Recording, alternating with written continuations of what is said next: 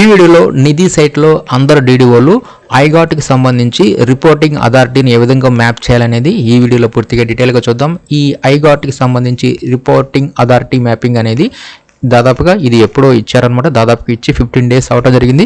కాకపోతే ఇప్పుడు ఈ శాలరీ బిల్లు సబ్మిట్ చేసేటప్పుడు దీనిని కంపల్సరీగా మ్యాండేటరీ అని చెప్పి ఇవ్వటం జరిగింది. కాబట్టి మనం ఈ ఐగాట్కి సంబంధించి రిపోర్టింగ్ అథారిటీ మ్యాపింగ్ ఏ విధంగా చేయాలి, అదేవిధంగా ఐగాట్కి సంబంధించి కోర్సులను ఏ విధంగా మనం ఆన్లైన్లో నుంచి మనం కోర్సును కంప్లీట్ చేసుకోవాలి, అంటే కోర్సుని ఏ విధంగా ఎన్రోల్ చేసుకోవాలనేది ఆ లింక్స్ ఎక్కడ ఉంటాయి అనేది కూడా నేను చూపిస్తాను.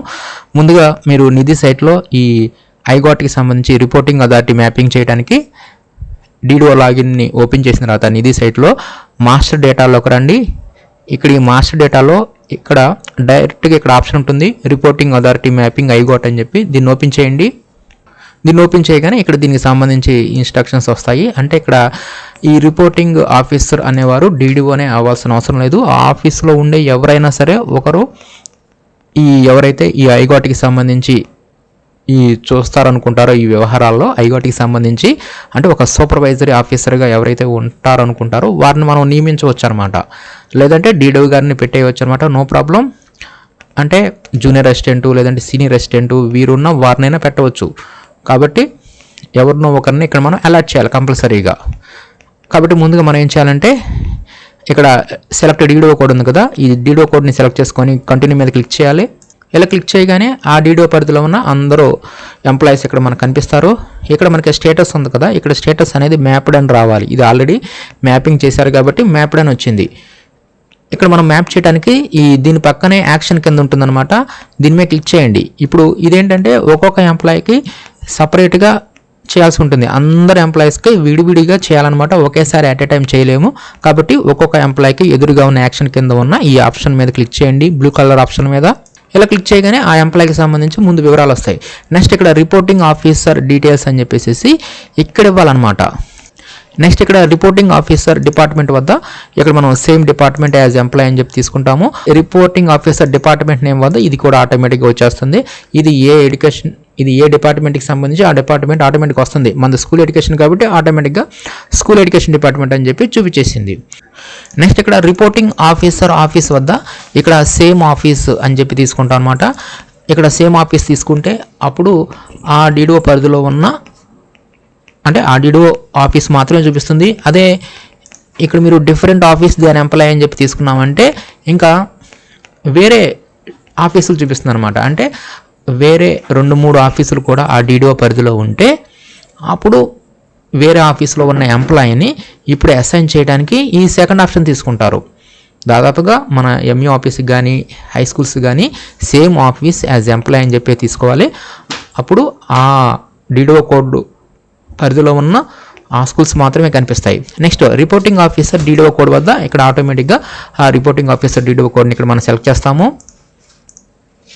తర్వాత రిపోర్టింగ్ ఆఫీసర్ ఆఫీస్ డీడీఓ పరిధిలో ఉన్న అన్ని స్కూల్స్ చూపిస్తాయి అనమాట.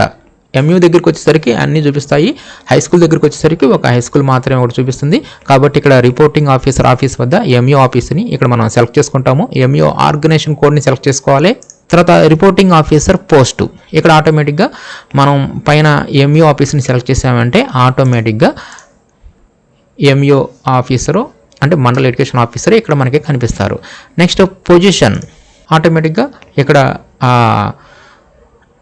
ఎంయూ గారి యొక్క పేరుని ఇక్కడ మనం పొజిషన్ కింద తీసుకుంటాము. ఎంయూ గారి యొక్క సిఎఫ్ఎంఎస్ ఐడి ఉంటుంది, ఆర్గనైజేషన్ ఐడి ఉంటుంది. కింద ఆటోమేటిక్గా వారి యొక్క సిఎఫ్ఎంఎస్ ఐడి పేరు అనేది చూపించడం జరుగుతుంది. ఈ విధంగా ఈ రిపోర్టింగ్ ఆఫీసర్ వివరాలు సేమ్ ఆఫీసులో ఉన్న డీడీఓనే ఇక్కడ మనం ఇవ్వచ్చు. లేదంటే ఆ డీడీఓకి కింద కనుక ఎవరైనా సరే సీనియర్ అసిస్టెంట్ జూనియర్ అసిస్టెంట్ ఉంటే వారి పేరైనా సరే ఇలా మనం మ్యాప్ చేయవచ్చు. ఫైనల్గా మనం ఏం చేయాలంటే సేవ్ మ్యాపింగ్ అని చెప్పి సెలెక్ట్ చేసుకోవాలి. అప్పుడు reporting officer details updated successful అని చెప్పి రావడం జరుగుతుంది. ఇంతటితో ఈ ఎంప్లాయీకి మాత్రమే మ్యాపింగ్ అనేది కంప్లీట్ అవుతుంది. ఈ విధంగా ఆ డీడీఓ పరిధిలో ఉన్న అందరూ ఉద్యోగులకి ఈ విధంగా మనం కంపల్సరీగా మ్యాపింగ్ అనేది చేయాల్సి ఉంటుంది. నెక్స్ట్ ఇప్పుడు ఐగాట్ సంబంధించి ఆ కోర్సులను ఎన్రోల్ చేసుకోవడానికి ఆ ఎన్రోల్ లింక్స్ కొరకు మీరు గూగుల్లో అమరావతి టీచర్స్ అని చెప్పి సెర్చ్ చేయండి. అప్పుడు కనిపించిన amravati-teacher.com సైట్ ఓపెన్ చేయండి. ఈ సైట్ ఓపెన్ చేయగానే ఇక్కడ మీకు న్యూ లింక్స్లోనే ఐగాట్ కర్మయోగి కోర్సెస్ ఎన్రోల్ లింక్స్ అని చెప్పి ఉంటుంది. దీని మీద క్లిక్ చేయండి. దీని మీద క్లిక్ చేసిన తర్వాత ఇక్కడ మీకు ఈ ఐ గాట్ కర్మయోగికి సంబంధించి ఈ కోర్సెస్ ఉంటాయన్నమాట. దాదాపుగా ఇక్కడ మీకు 67 చూపించడం జరిగింది. ఇవన్నీ ఈజీగా అయిపోతాయి. అదేవిధంగా దీనికి సంబంధించి మనకి I got Karmayogi Android app కూడా కావాలి. ఆ యాప్ లేటెస్ట్ వెర్షన్ కూడా ఇక్కడ మీకు చివరిలో ఇవ్వడం జరిగింది. దీని మీద క్లిక్ చేసేసి మీరు I got Karmayogi app latest version install చేసుకోండి. తర్వాత మీరు ఈ లింక్ని క్లిక్ చేసేసి ఎన్రోల్ అయిపోయి ఈజీగా ఈ కోర్సెస్ని కంప్లీట్ చేసుకోవచ్చు.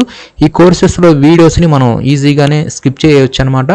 మొబైల్లో జరిపితే ఈజీగా చివరి దాకా వచ్చేస్తాయి కాబట్టి ఈజీగానే మనం ఈ కోర్సెస్ని కంప్లీట్ చేసుకోవచ్చు. కాబట్టి ఈ విధంగా మీరు ఈ I got Karmayogi enrol links వరకు amravati teacher.com సైట్ను ఓపెన్ చేసేసి ఈజీగా ఎన్రోల్ అవ్వచ్చు.